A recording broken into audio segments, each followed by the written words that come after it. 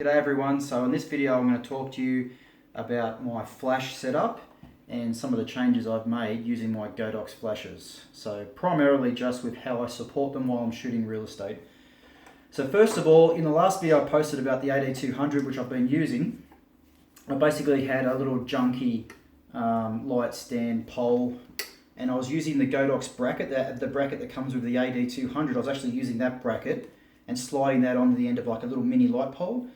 And what I was finding was it just kept spinning all the time. So if I was holding the flash up in the air, like this, it would actually slide off the little bracket thing that screws into it. It just wasn't strong enough, and it didn't have enough surface area to grip the flash to hold it steady when I was supporting it in the air.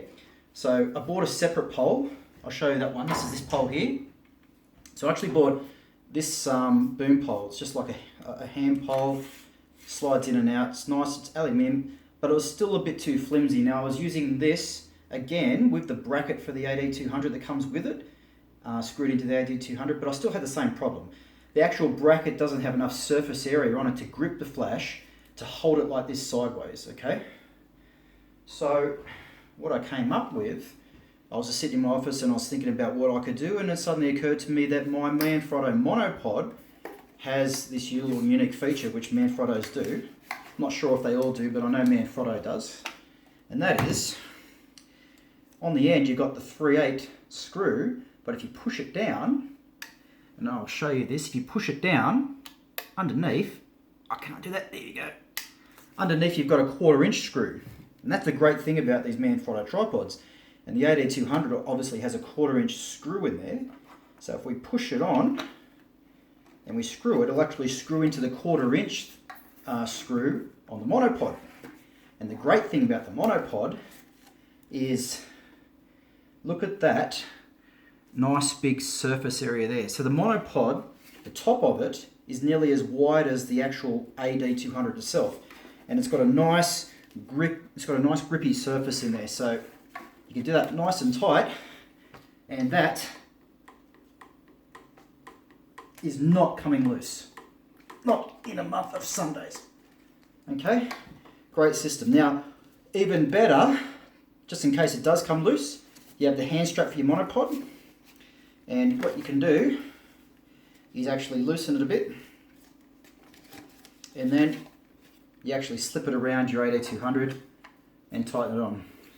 So the hand strap now goes around the flash and helps support it. So it's never going to come off.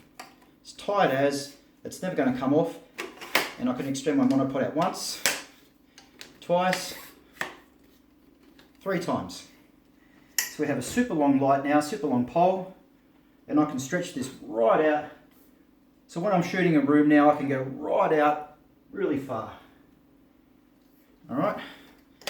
And the beauty of the AD200 not being so heavy, it's easy to support. You can just stand here. I have this part in my hip, and I just stand here and hold it like that, trigger the camera, lift it up, flash, okay?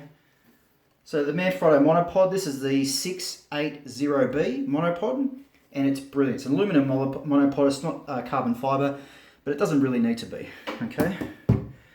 So that's a change I did with the AD200 support. Now I've used this pole now.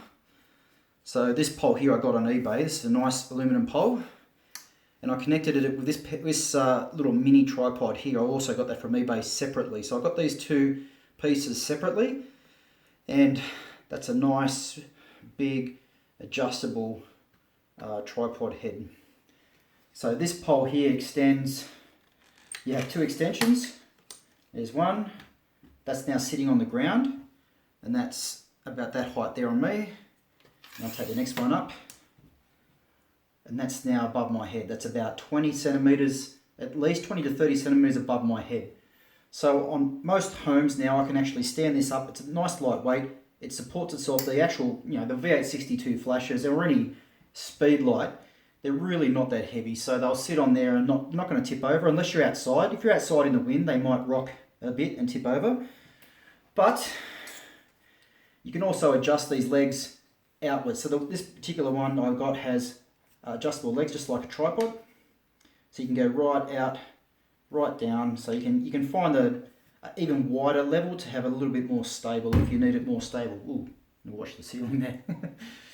Alright, so that's the setup I'm using to hold my speed lights. So I'll use these, for instance, if I'm shooting a large room like the room behind me, I'll be shooting it, and I'll be using my AD200 as the primary flash.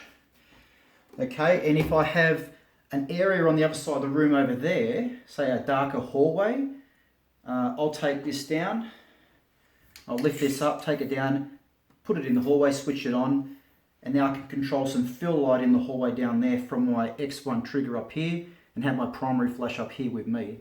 And in a big property I can have 2, 3, 4 of these if you want, as many as you want, as many as you need to put out. And you can put them all out in these little stands.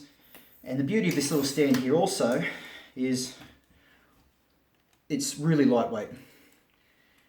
And these things here, when they fold, if I can get them, they fold right up in. So they actually fold inside itself. And now I have a nice little compact pole with tiny little compact feet. So it's much smaller than a light stand and much easier to carry around, much lighter. So I can put 2 or 3 of these in my car, and they're really light, really easy to carry around.